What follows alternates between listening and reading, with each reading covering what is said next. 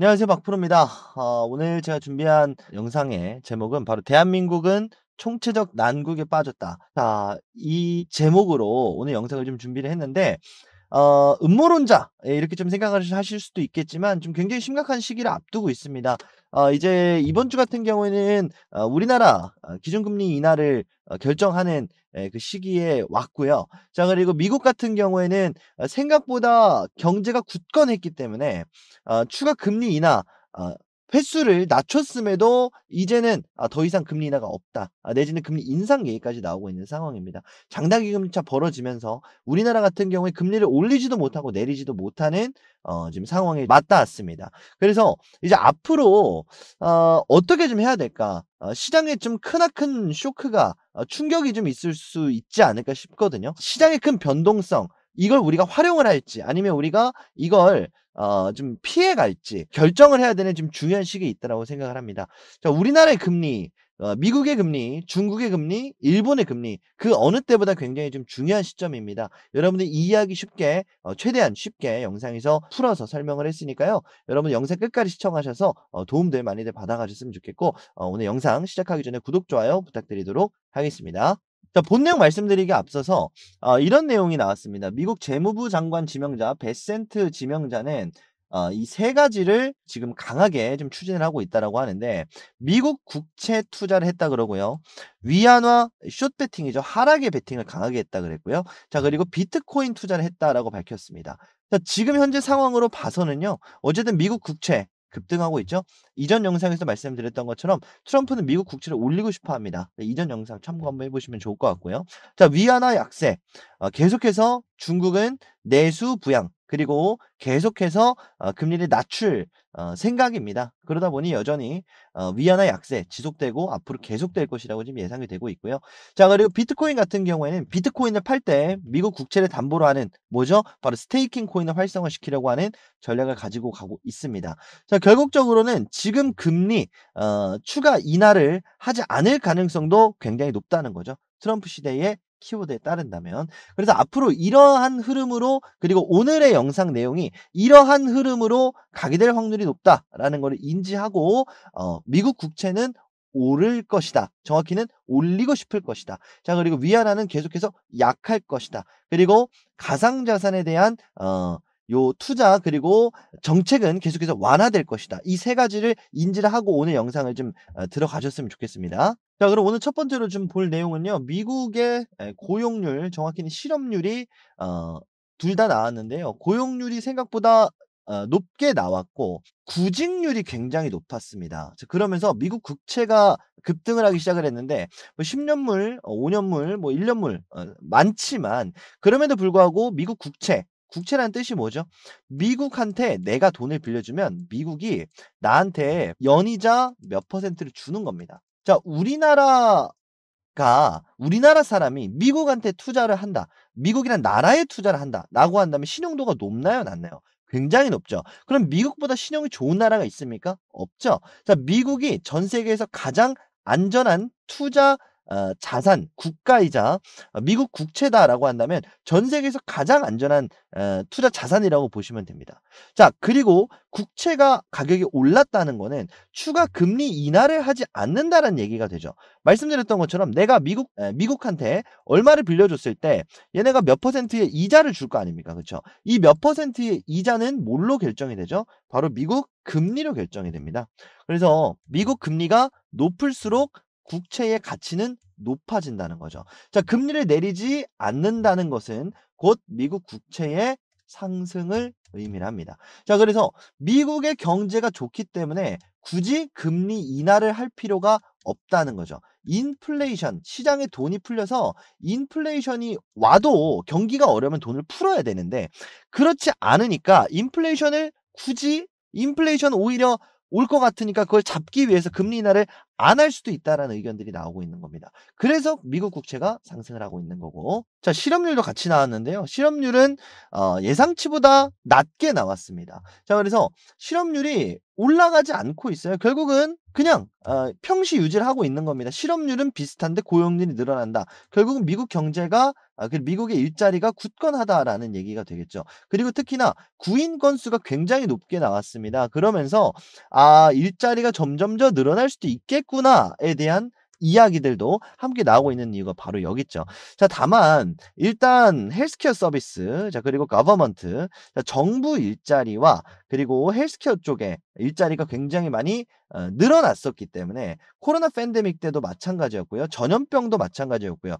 그리고 바이든 정부 때 있었던 정부 일자리까지 포함을 해서 이거는 그래도 지금 단순히 수치로만 계산할 수가 있는 것은 아니다. 어쨌든 구인 건수도 많고 새로 실업률도 낮고 그리고 고용률도 높아졌지만 우리가 이러한 수치 때문에 속단할 수는 없다라는 이야기도 일각에 나오고는 있습니다. 다만 좀 수치가 명확하게 어쨌든 미국 경제가 굳건하다라는 내용을 보여주고 있기 때문에 추가 금리 인하는 할 필요가 없다라는 얘기가 지금 나오고 있는 거죠. 파월 의장도 굉장히 곤란한 상황일 겁니다.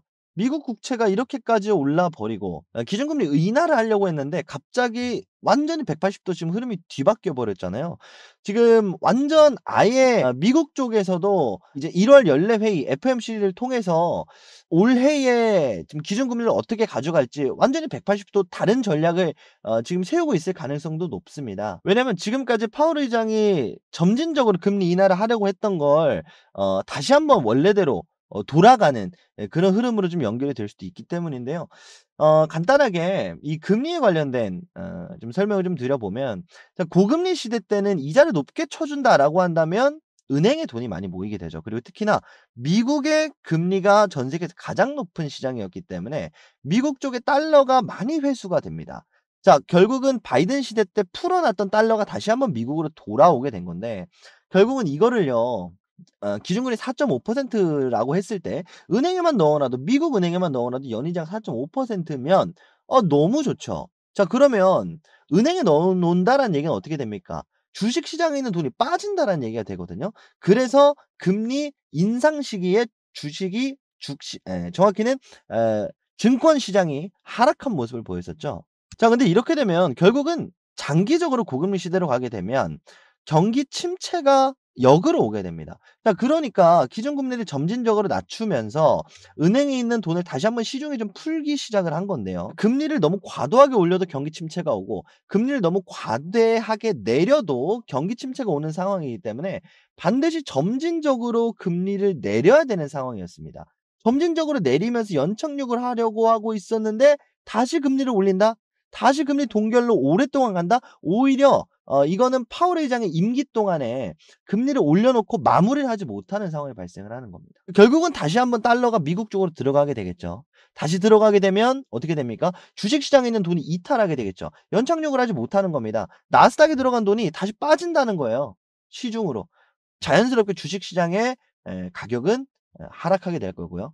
시가총액은 하락을 하게 될 거고요. 돈이 빠진다. 미국의 은행으로 들어간다. 결국 미국 경제는 살아날 수 있겠지만 증권 시장의 약세는 계속 일어날 수밖에 없습니다. 과연 그게 8월 의장이 바라는 걸까요? 그렇지 않죠. 그럼에도 불구하고 결국은 금리를 동결하거나 아니면 금리를 오히려 인상할 수 있겠다라는 이 은행들, 증권사들의 좀 보고서들이 나오기 시작을 했는데, 제가 주요 은행들 것만 좀 가지고 왔습니다. 자, JP 모건 같은 경우에는 이번 고용 보고서를 보고 "매우 저조한 고용 지표가 필요하다." 반대로 얘기하면 저조한 고용 지표가 나오지 않는다면 그래도 금리 인하는 하긴 할 건데 1 분기는 아니야. 2 번은 아니야. 2 분기에서 3 분기 요때 할 확률이 높겠어. 이렇게 좀 의견을 냈고요. 자, BofA 뱅크 오브 아메리카 같은 경우에는 "이제 추가 금리 인하는 어렵다. 오히려 금리 인상할 수도 있겠다." 이런 의견까지도 내놨습니다. 근데 몇 가지 좀 좀 간단하게 좀 보면, 이제 골드만삭스 같은 경우에는 6 월, 12월 마찬가지로, 자, JP 모건처럼 2 회 인하를 얘기를 했지만 결국은 더 늦게, 골드만삭스 같은 경우에는 거의 하반기에나 좀 가능할 수가 있겠다. 이런 얘기가 좀 나왔고요. 모건 스탠리 같은 경우에는 추가 금리 인하 좀 더 인플레이션을 보고 결정할 수도 있겠다. 그래서 3월 인하는 할 수도 있겠지만 나머지는 모르겠다. 결국은 공통점이 불투명하거나 하반기에 금리 인하를 할 것이다가 지배적이거든요. 자, 그리고 내용 쪼끔만 더 보면요. 시티뱅크 같은 경우에는 5 월에 첫 금리 인하를 할 수도 있겠다. 결국은 공통적입니다. 경제 지표가 나쁘게 나오지 않는 이상은 올 하반기에나 좀 금리 인하를 할 것이다라는 거죠. 그리고 월스트리트 저널 같은 경우에는 트럼프 취임에 관련된 이야기도 나왔는데 "이민자를 추방한다."라는 정책이 실시를 하게 되면 "노동 시장은 더 타이트해질 가능성이 높다." 이 얘기가 뭐냐 이민자 밀어내면 미국 자국민들의 일자리가 늘어나죠. 그러면서 고용 지표가 오히려 더 좋게 나오면서 오히려 더 금리 인하를 하게 될 명분이 줄어든다는 거. 자, 그래서 지금 미국 경제가 굉장히 탄탄하다라는 게 오히려 주식 시장의 하락을 유발할 수가 있다는 거고 올 하반기 특히나 올 상반기는 굉장히 침체장으로 좀 이어질 수가 있다는 겁니다. 특히나 금리를 인하를 하게 되면 인플레이션이 온다라고 말씀을 드렸잖아요. 그럼 반대로 금리를 인상을 하게 되면 인플레이션을 잡는 효과가 생깁니다. 자, 추가 금리 인상에 대한 근거 중에 하나로 지금 LA 산불이 이야기가 나오고 있는데요. 피해액이 벌써 73 조가 넘었다라고 합니다. 80조 가까이 된다라고 하는데 하루빨리 좀 진화되기를 바란다 좀 말씀을 드리고 어쨌든 간에 이번 영상의 주제는 아니니까 얘기를 좀 더 이어나가 보게 되면요. 캘리포니아 같은 경우는 이미 보험료가 50% 부근까지 인상이 됐다라고 합니다. 작년에도 한번 불이 났었던 적이 있죠. 자, 보험료가 올라가게 되면 어떻게 됩니까? 물가 상승으로 이어지게 되는 겁니다. 이것 또한 인플레이션이고 캘리포니아 같은 경우에는 미국에서 가장 농업이 활성화되어 있는 주입니다. 자, 그래서 캘리포니아 우리가 오렌지 많이들 들어보셨잖아요. 지금 LA에서 산불이 이렇게 크게 나 가지고 지금 농장들이 다 타 버리면 어떻게 되냐면 전 세계의 이 곡물 가격이 상승을 하게 됩니다. 자국에서는 얼마나 더 하겠습니까? 자, 농업 분야에 인플레이션이 온다라는 건 결국 생필품으로 오게 되는 거고요. 생필품 가격 상승은 인플레이션에 지대한 영향을 미칩니다. 그럼 어떻게 해야 되죠? 인플레이션 잡기 위해서 금리를 오히려 올려야 될 수도 있습니다. 이런 미국 시장 속에서 금리 인상 내지는 동결로 오래 지속될 것이다라는 상황 속에서 이창용 총재가 "우리나라 금리 시장을 그럼 어떻게 할 것인가? 그럼 우리도 올리면 되는 거 아니냐? 왜 금리 왜 인하를 하려고 하냐? 동결로 가거나 올리면 되는 거 아니야?" 근데 사실 이게 말처럼 쉽지가 않습니다. 최근에 계엄령 사태도 있었지만 결국 미국 시장이 올라가면서 환율 차이가 굉장히 많이 벌어지게 됐거든요. 그러면서 우리나라 기업들이 결국은 수출로 먹고 사는 나라인데 자, 들어오는 원자재 값이 비싸졌죠. 자, 그런데 비싸게 사들여 왔으면 비싸게 팔아야 돼요. 근데 그게 지금 안 되고 있는 상황이거든요. 그러다 보니까 고금리 시대에 대출 이자 나가야 되고 비싸게 사들여 온 물건을 비싸게 팔지도 못하고 싸게 팔고 있는데 왜냐하면 중국이 떨이로 물량을 계속해서 저렴하게 덤핑을 하고 있으니까. 중국은 금리 인하를 계속해서 가지고 가려고 합니다. 그리고 그 금리 인하가 효과적이에요 지금. 중국이 디플레 수출이라고 지금 얘기가 나오는데 이번에 중국 수출이 7.1%로 사상 최대의 기록을 하게 됐습니다. 무역 흑자 1,400조 원이다라는 지금 얘기가 나왔는데 미국이 계속해서 중국을 견제를 하려고 하는데 자, 관세도 이런 얘기 때문에 나오는 겁니다. 견제를 하려고 하는데 중국이 그러니까 "아 그래 그럼 우리 금리 인하시킬게. 그리고 우리 싸게 만들어서 싸게 그냥 전 세계 물건을 살포를 해 버리는 겁니다." 그러면 전 세계가 사실 물가도 지금 가뜩이나 비싼 상황에서 사실 중국이 좋아서 물건을 쓰진 않을 거예요. 그렇지만 어쨌든 싸니까 비슷한 수준의 품질이라면 중국 쪽을 선택을 할 수밖에 없겠죠. 자, 그럼 우리나라 기업에는 타격이 있을 수밖에 없는 겁니다. 지금 사실상 뭐 우리가 옛날에나 뭐 중국이 기술력이 안 좋다라고 하지만 중국 기술력 굉장히 많이 올라왔잖아요. 자, 그러면 우리나라 회사들의 기업들의 시장 경쟁력은 점점 줄어드는 겁니다. 실제로 우리나라 공장들을 보면요.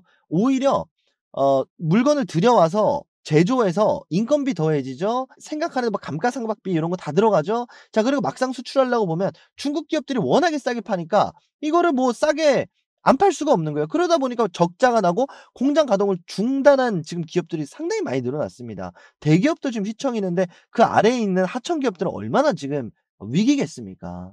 자, 이게 첫 번째 이유고요. 자, 두 번째로는 금리를 인하시켜야 되는 이유에 대해서 말씀을 드려보겠는데 인하가 되지 않으면 정말 이제 위험한 최악의 상황 같은 경우에는 뱅크런 사태를 우려하는 목소리들이 좀 나오고 있습니다. 국내 은행에서 회수 불능 부실 채권 2조 6천억 정도가 지금 조사가 됐는데요. 기업에 빌려준 채권도 있고요.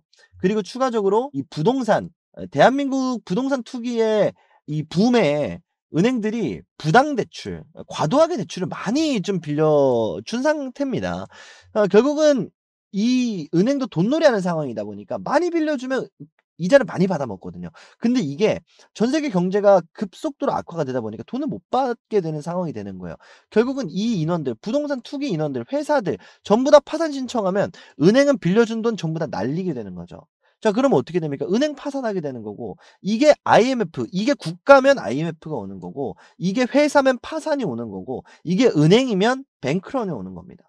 자 이 부분에 대한 지금 걱정이 많이 좀 늘어나고 있는 거 은행권 파산하게 되면 줄줄이 소세지예요. 은행 파산하게 되면 지금 여기 들어가 있는 일반 서민들 기업들 결국은 이 은행을 통해서 거래하는 모든 기업들이 줄도산을 하게 되고 자 대한민국에 대한 신용 등급 떨어지게 되고 자 그러면 자연스럽게 나라의 붕괴까지도 올 수가 있거든요. 고금리 경기 침체에 이자를 못 갚는 기업이 늘었다라고 돼 있는데 지금 이자도 못 갚는 상황이다라는 겁니다. 그럼 이자라도 갚게 금리를 낮춘다라는 겁니다. 그래서 대출 이자는 내려가지 않습니다. 대신에 신규 대출 말씀을 드리는 겁니다. 대신에 기존 대출의 이 변동금리 이자만 내려갈 거예요.